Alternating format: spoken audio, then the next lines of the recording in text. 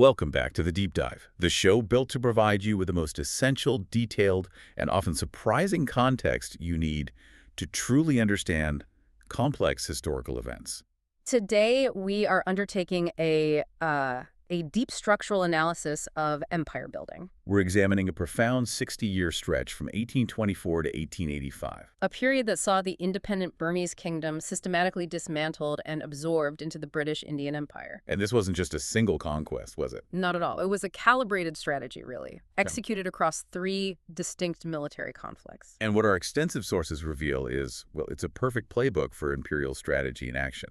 We're going beyond just the dates of the wars. We're tracking a fundamental evolution in British motivation. Right, moving from what was initially framed as, necessary border defense in the 1820s, Through a period of pure economic opportunism in the 1850s. right up to a kind of geopolitical urgency in the 1880s. And that shift in rationale, that's the core mission of this deep dive. It really is. The documents we've reviewed provide incredible clarity on the specific triggers, the economic drivers, the political architecture And the ultimate consequences. of all three Anglo-Burmese wars, yes. So we need to follow this timeline meticulously. And answer the big question, how did minor border skirmishes evolve into the total loss of sovereignty? How did it move from these local disputes driven by the British East India Company to total imperial control mandated by the Crown?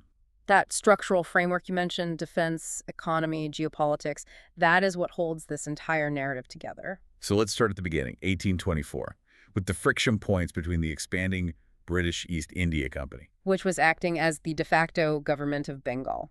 and the sovereign Burmese kingdom, specifically the Konbaung dynasty. Okay, so let's unpack that initial spark. If you look at the geography, the Burmese king's domain had grown significantly in the late 18th and early 19th centuries. They were consolidating territories in the west, correct? Exactly. And this expansion put them directly adjacent to the British territories of Bengal.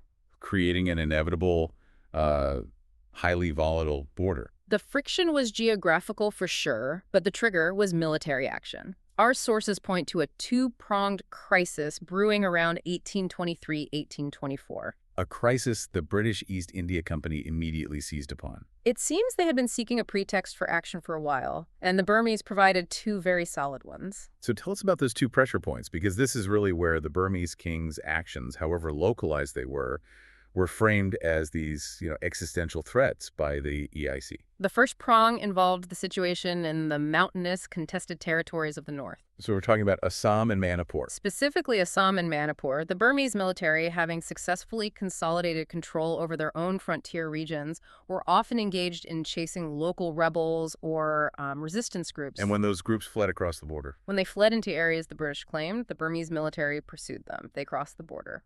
So from the Burmese perspective, they weren't necessarily targeting the East India Company. Not directly, no. They were just enforcing their own internal stability. But the EIC viewed this border crossing as a profound violation of their territorial claims. Is that right? Exactly. For the British, under the administration of the East India Company, a foreign army crossing a claimed boundary, regardless of the reason. It was a direct challenge. A direct challenge to their asserted sovereignty in Bengal and the Northeast. It created a situation of instability they claimed they simply couldn't tolerate. And then there's the second prong, which really escalates this from a matter of, say, border patrol into an immediate tactical threat. It was a threat to British commerce, absolutely. And what was that? Simultaneously, the Burmese forces were noted to be preparing military action against Chittagong. And Chittagong wasn't just some random town. No, not at all. It was a crucial deep-water port controlled by the British. It was vital for trade and naval logistics in the Bay of Bengal. So when you put those two things together, The military incursions in Assam and Manipur, plus preparations for an attack on a major economic and strategic center like Chittagong. the EIC had all the justification it needed. Politically and militarily, yes. They had everything they needed to transition from diplomacy to war. But the interesting thing is, the British military response wasn't defensive. That's a key point. They didn't just rush troops to Assam to, reinforce the border. No, they went straight for the jugular, strategically. They launched a major campaign far from the disputed borders. But what was that strategy? It was preemptive and, well, overwhelming. Instead of getting bogged down in the dense jungles and difficult terrain of the land borders, Which would have been a logistical nightmare. a total nightmare. especially with the high risk of malaria and other tropical diseases that just decimated European troops. So instead of that, They used their main advantage. their overwhelming naval superiority. They launched a massive naval attack directly on the Arakan region of Burma. By attacking the coast, they completely bypassed the natural defenses of the Burmese interior. That really speaks volumes about the EIC's true aims here. Mhm. It wasn't just about securing Manipur. It was about seizing a strategic advantage. So who is the central figure leading the Burmese defense against this really challenging campaign? That would be General Maha Bandula. He's a legendary commander in Burmese military history. And he led the forces with considerable skill, I assume. He did, but they were fighting an enemy with technological and logistical advantages they just couldn't match. So despite the tenacity of the Burmese troops, Our sources confirm that the EIC forces ultimately and decisively defeated them. The logistical challenges, combined with superior British firepower and naval support, it just proved to be too much. and the result of that defeat was the Treaty of Yandabo in February 1826. Yes, and this is where the price of war became astronomical for the Burmese king. It effectively redefined the entire relationship between the two states. It did. The sheer scope of the concessions is just staggering. So the Treaty of Yandabo wasn't just about peace. No, it was a punitive measure. It was designed not just to end the fighting, but to permanently weaken and monitor the Burmese state. It was a perfect template for the kind of unequal treaties imposed by imperial powers. Let's get into the specifics of that. The territorial losses must have been the most immediate and profound impact. They were. The sources detail 5 crucial areas that fell under British control or influence. First up, the northern flank. Right. The British secured their northern flank by fully regaining and establishing control over Assam and Manipur. That cemented the territorial integrity of British India in that region. But the real game changer was the acquisition of the coastal territories. That was the strategic prize. They took Arakan, the region they initially attacked, and Tenasserim. So Arakan in the northwest and Tenasserim running down the southeastern coast. Precisely.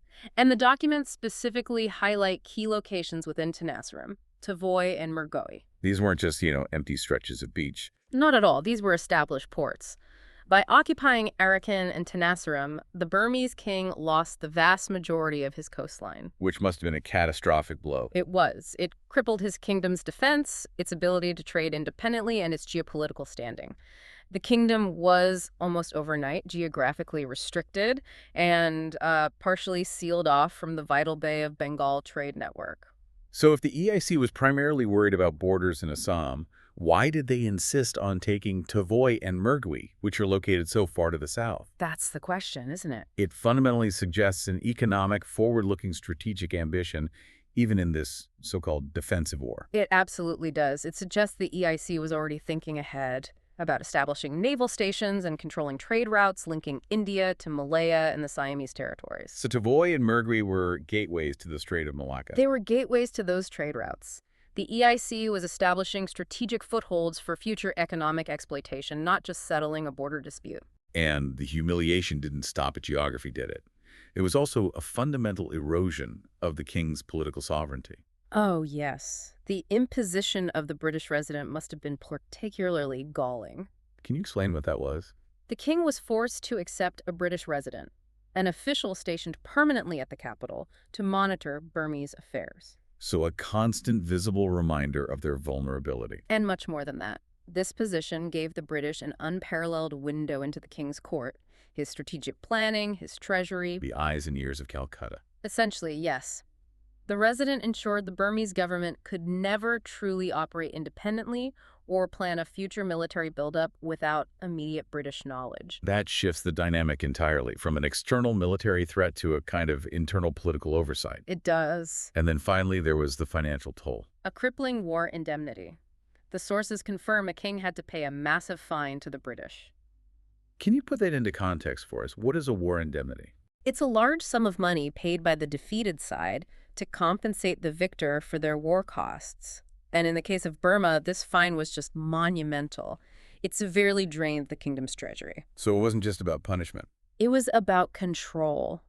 It ensured that instead of immediately rebuilding infrastructure or military capabilities, the Burmese government would be preoccupied for years with economic hardship and debt repayment. further cementing their subordinate position. Exactly. So after this first war, Burma survives, but it's a profoundly weakened state. Geographically restricted, financially crippled, and politically monitored. A very unstable foundation. And one that seems to be paving the way for the next conflict, which occurs 25 years later. And that's where the entire British focus shifts from security to pure economic opportunity. This is the crucial transition, isn't it? It is. The EIC's success in securing the coastline, it validated the initial use of force. It revealed the potential profit in Burmese territory, making the strategic goal for the next generation of imperial planners not just defense, but acquisition. So, when we transition to the period leading up to the Second Anglo-Burmese War in 1852, we're dealing with a completely different political climate in India. The narrative changes entirely. Completely. We move from the, let's say, defensive posture of the East India Company to the aggressive territorial expansionism driven by the Governor-General, Lord Dalhousie. And the focus now is not on rebel incursions. No, it's about controlling Burma's vast natural resources. But before Dalhousie launched his attack, there was a major diplomatic breakdown that had been simmering for over a decade, hadn't there? Yes. The critical incident noted in our sources is from 1839. The departure of the British resident. The departure of the British resident from the Burmese capital. And you have to remember, that resident was forced upon them by the Treaty of Yandabo as a symbol of British dominance. So when the resident packed up and left, claiming ill treatment by the Burmese government, that was far more than just a diplomatic snub. It was a symbolic withdrawal of British authority. It was a cessation of formal, monitored diplomatic relations. Because the resident was the mechanism for political oversight. He was. His departure meant the Burmese court felt, or at least acted, independently again, and the official channel for negotiating disputes was suddenly closed. Which creates a political vacuum. An incredibly dangerous one. It made it infinitely easier for the British to escalate any future minor incident into a full-blown military confrontation. And in that vacuum, the British leadership, primarily Lord Dalhousie, was focused intensely on the immense, tangible economic value of Lower Burma. This is the real, undeniable motivation for the Second War. We really must detail this economic desire because the sources show it wasn't vague at all. It was highly specific and strategic to the maintenance of the British Empire. It really was. There are three main categories. Let's start with the one that's vital for naval supremacy: timber. Yes. Burmese teak was considered one of the finest hardwoods in the world. It was absolutely crucial for the British shipbuilding and repair industry, which was centered in Calcutta. So maintaining their fleets required this timber. Maintaining naval and commercial fleet superiority required a massive, reliable supply of high-quality timber.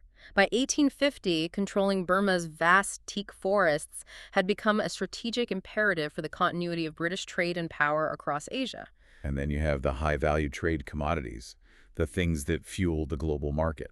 The desire for luxury and specialized goods: tin, pepper, and ivory.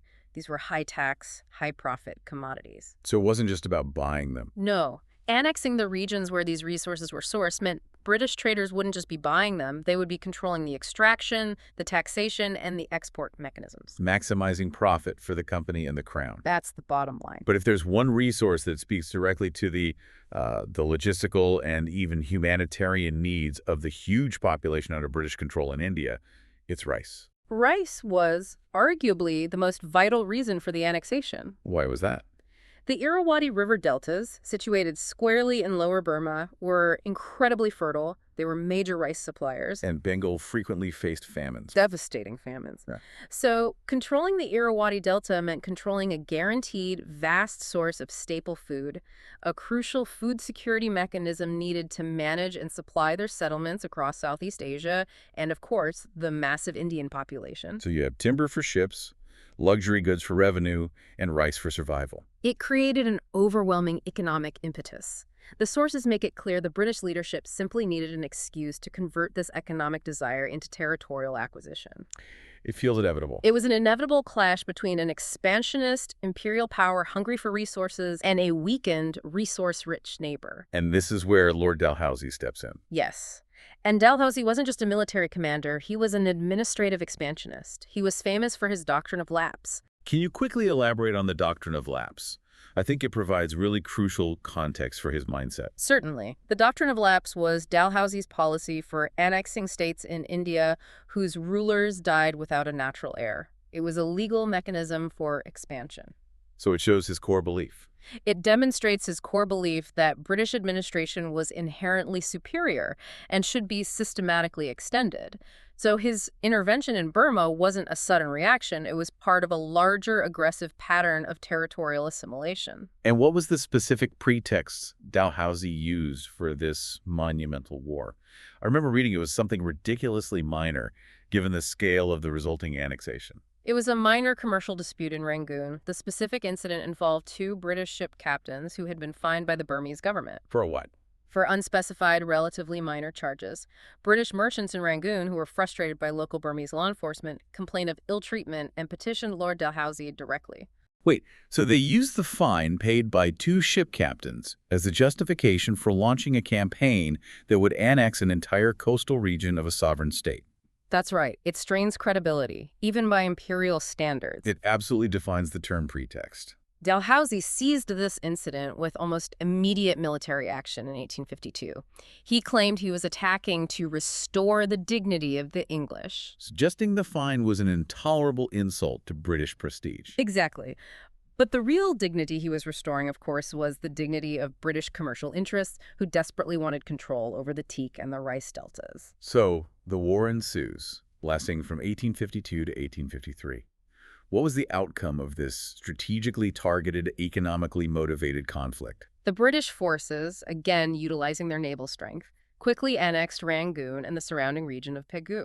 And this new territory was collectively designated as Lower Burma. Yes. They extended their reach up to a place called Tungu. Now, connecting this back to Part 1, with the coast already taken in the First War, Arakan and Tenasserim, and now the core port of Rangoon and the Irrawaddy Delta taken in the Second War. The British had achieved total coastal control. Complete unassailable control. Yes. The sources confirm that after the annexation of Lower Burma, the British controlled the entire coast of the Bay of Bengal, from Calcutta all the way down to the Malayan Peninsula. So the independent Burmese kingdom was now completely landlocked. Completely. Cut off from global trade and unable to manage its own most valuable resource base. And the Burmese reaction? King Mindamin, who took power during this period, what could he do? He was forced into a massive retreat. He had to physically abandon the traditional centers of power and move his capital far inland to Mandalay. That's more than just a relocation. It symbolized the loss of connection to the sea and to the world. The coast was gone, and the independent government was relegated to the interior heartland, watching its economic lifeline flow through British-controlled ports. We mentioned this earlier, but I think we have to dive deeper into the internal British criticism of this. Right. Because this moral backlash is highly relevant to how the empire operated. Annexing Lower Burma was controversial even among British politicians and media figures. This is a crucial nuance. The annexation of 1852 was not universally celebrated back in Britain. Critics were vocal. Highly vocal, both in the British Parliament and in the press. Our sources note that it was explicitly called a very serious evil, suggesting that the action was seen as morally or ethically unsound. And the description exaggerated ambition. That phrase is incredibly powerful. It is. It cuts straight to the economic motive. It implies that observers back home recognize that the stated reason restoring dignity over two fines was a thin veil for disproportionate territorial greed. So the ambition exceeded any reasonable justification of defense or security. It was seen as opportunistic land grabbing, plain and simple. And what about the media? Was there specific backlash there? Yes. The London Times, which was a major and influential voice, argued forcefully that maintaining British prestige did not require capturing more land. They questioned the whole enterprise. They questioned the cost, the morality, and the long-term utility of such aggressive expansion when it was driven so transparently by commercial interests. Yes, this internal debate shows that the public and political sphere was really grappling with the moral cost of empire, especially when the motivation was so clearly about timber and rice. It does. And this internal friction is a critical detail because it sets the stage perfectly for the final conflict. How so? The British now know they are expansionists, and they know the domestic political costs of being perceived as overly greedy. Which has to shape their approach to the Third War 30 years later. Exactly. When the motivation shifts from economics to geopolitics, it creates a sense of urgency and non-negotiability, having faced criticism for the slow, economically driven annexation of 1852. The leadership in 1885 knew they needed a rationale that would trump all internal moral debate. a rationale like national security and the threat of a major European rival. So we jump forward to 1885. The Burmese kingdom is now confined to the interior of Upper Burma. It's economically weak. The British control the ports, the rice, the timber flow. Why, 33 years later, did they feel the need to launch the final decisive war? Because the entire strategic focus had shifted away from Calcutta's balance sheet and toward London's global concerns. We're talking about the Great Game. The European rivalry in Asia, yes. The sources are absolutely clear. The cause of the Third War was geopolitical fear. Specifically, fear of the French. We need to go into depth on that French threat. Where exactly was France positioning itself, and why did Burma become the critical point of friction? The French were rapidly consolidating their holdings in Indochina. So Vietnam, Laos, Cambodia? They were establishing control over Vietnam, Tonkin, Annam, and Cochin China, and pushing their influence westwards. Their goal was twofold. What were their aims? First, to establish a major Asian empire to rival Britain's, and second, to find a navigable river route, ideally the Mekong, that could link their new territories directly to the vast markets of southern China. And why did the British see this as an immediate danger to them? Because the remaining independent Burmese kingdom, ruled by King Thibaw Min, now bordered British India directly. So if France gained influence there. If France secured influence or even a commercial foothold in Upper Burma, it would mean a major European rival was effectively sitting on the border of the jewel in the crown, British India. And that was deemed an intolerable threat. An intolerable threat to the security and integrity of the entire empire. So the immediate cause, or pretext, was the accusation that King Thibaw Min was colluding with the French. What was the nature of this alleged conspiracy? Was it military or was it commercial?